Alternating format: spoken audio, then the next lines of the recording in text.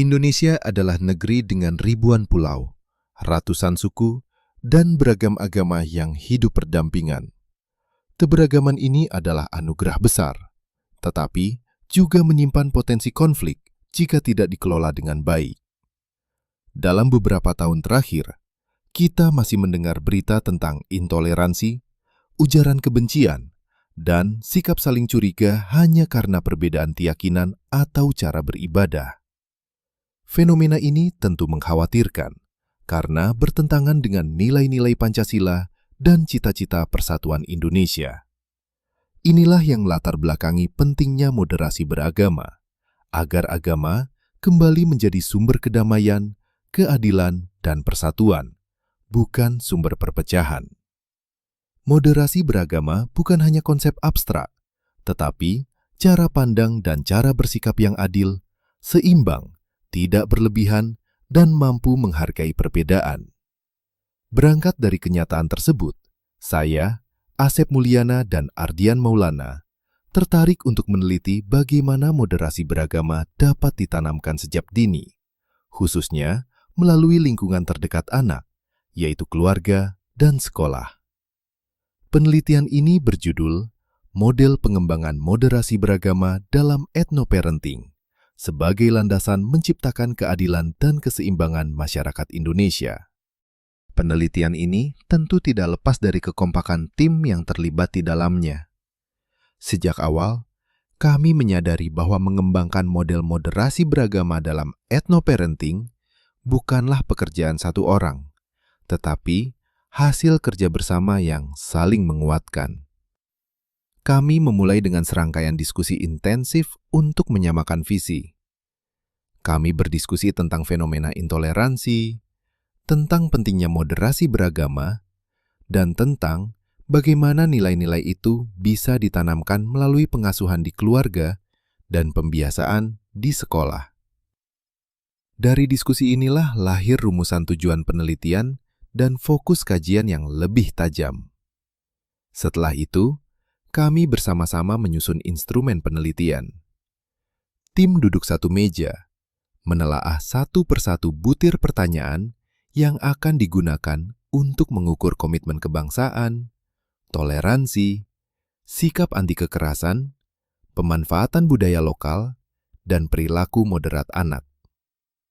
Proses ini tidak selalu mudah, tetapi melalui dialog dan keterbukaan, kami berusaha memastikan bahwa setiap butir benar-benar relevan dengan tujuan penelitian.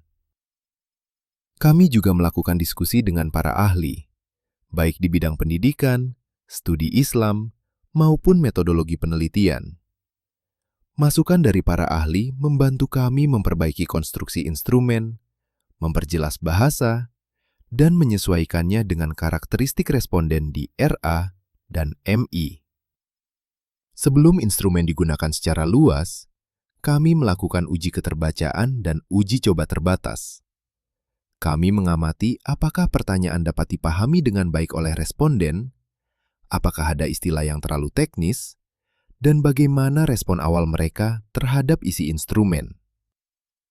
Hasil uji ini kembali kami bahas bersama, lalu kami lakukan perbaikan seperlunya.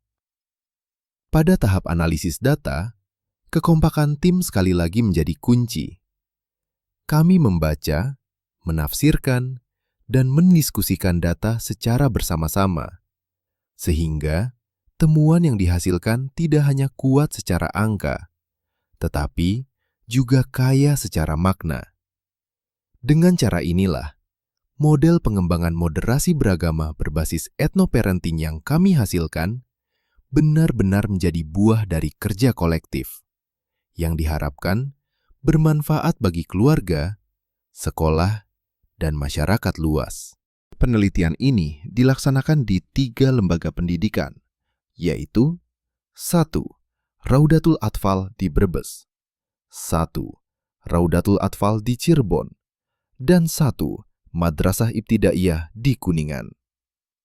Di 3 lembaga tersebut, kami melibatkan orang tua, guru, dan anggota keluarga lain yang berperan langsung dalam pengasuhan anak. Dengan demikian, kami dapat melihat bagaimana nilai-nilai moderasi beragama hadir dan dipraktikkan dalam kehidupan sehari-hari, baik di rumah maupun di sekolah. Pendekatan yang digunakan dalam penelitian ini adalah mixed methods, yaitu gabungan pendekatan kuantitatif dan kualitatif.